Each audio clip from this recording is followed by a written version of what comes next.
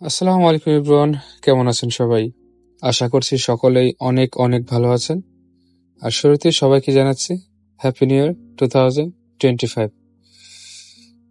কথায় আছে, যায় দিন ভালো আসে দিন খারাপ, বাট আমি এর ব্যতিক্রম চেয়ে আল্লাহর কাছে দোয়া করব যেন যেদিন চলে গেছে তার চেয়ে আরো হাজার গুণে ভালো দিন, সুদিন আপনার জীবনে বয়ে আসুক। সো 31st নাইটে আমার কোনো প্ল্যানই ছিল না কোনো কিছু করার, যদিও প্রতি বছরই কম বেশি কিছু করা হয়।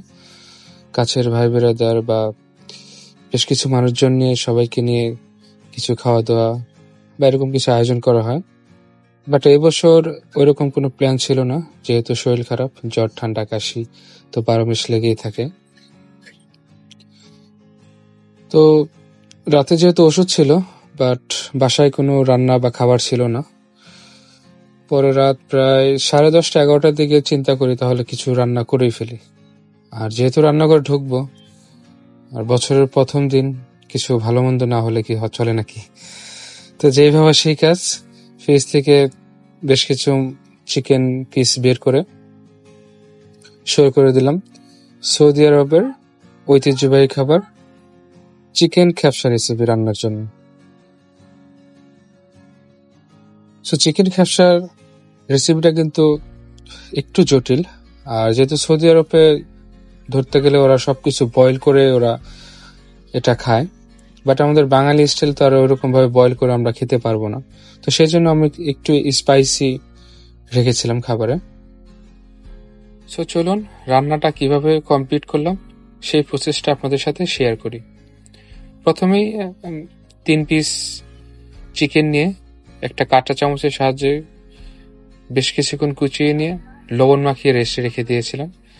যেহেতু চিকেনগুলো আনাম থাকবে, তাই লবণ মাখিয়ে রাখলে এর ভিতরে লবণটা খুব সুন্দরভাবে মিশে যাবে। আরাম থাকার জন্য কিন্তু এমনি যদি আমি কাঁটা চামচের সাহায্যে ছিদ্র ছিদ্র না করে নিতাম, মশলা বা লবণটা এর ভিতরে প্রবেশ করতো না। সো মশলা এবং লবণ এই চিকেনের ভিতরে প্রবেশ করার জন্য আমি কাঁটা চামচের সাহায্যে এরকম ছিদ্র ছিদ্র করে নিয়েছিলাম।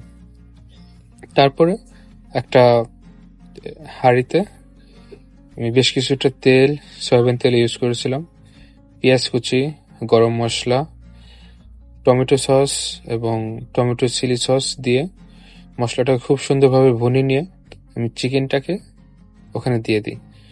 প্রায় 5 মিনিট ওই মশলার ভিতরে চিকেনটা কষিয়ে নেওয়ার পরে আমি বেশ কিছুটা গরম পানি দিয়ে ওটা আরো 20 মিনিট রান্না করে নিই। তো চিকেনটা রান্না হয়ে যাওয়ার পরে যে গ্রেভিটা বা যে মশলাটা থাকে, ওই মশলার মধ্যে আমি যে রাইসটা আছে বা চালটা আছে ওটা দিয়ে আমি রাইসটা রান্না করে নিই। আর অন্যদিকে যে চিকেনটা আমি উঠিয়ে রেখেছিলাম, ওই চিকেনটা যদিও বাটার বা ঘিয়ের সাহায্যে এই চিকেনটা ভাজলে এর যে স্মেলটা আসে এটা সুন্দর আসে, বাট আনফর্চুনেটলি আমার বাসায় তখন বাটার বা ঘি এরকম কোনো কিছু ছিল না। তো সেই জন্য আমি সয়াবিন তেলেই চিকেন পিসগুলোকে আমি হালকাভাবে ভেজে নিয়েছিলাম। এটা ভাজার মেন উদ্দেশ্য হচ্ছে চিকেনের যে কালারটা বা ব্রাউন শেপটা আসার জন্য এটা করা। আপনারা চাইলে না ভেজেও কিন্তু এটা রান্না করতে পারেন। তো প্রায় রান্না এভাবে প্রায় শেষ। আর আমি একটা সালাদ করেছিলাম। সালাদটা হচ্ছে নর্মাল টমেটো, শসা, কাঁচামরিচ, দেন গাজর, ধনিয়া পাতা আর লবণ আর গুঁড়ো দুধ। গরুর দুধটা সালাদে দিলে কিন্তু এর স্মেলটা অনেক সুন্দর আসে আর খেতেও কিন্তু অনেক টেস্ট হয়। আপনারা অবশ্যই ট্রাই করে দেখবেন আজকের এই রেসিপিটা ফলো করে। রেসিপিটা ফলো করলে অনেকই সহজ মনে হবে, ইনশাল্লাহ খেতেও অনেক ভালো লাগবে। সো কোনো কিছু করবো না করেও বেশ সুন্দর একটি রেসিপি বানিয়ে খেয়ে ফেললাম বছরের শুরুতে। ইনশাল্লাহ আগামী দিনগুলো তো আরো অনেক ভালো থাকবে। সো ভালো থাকবেন, সুস্থ থাকবেন। ভিডিওটা আজকে এই পর্যন্তই। আল্লাহ হাফেজ।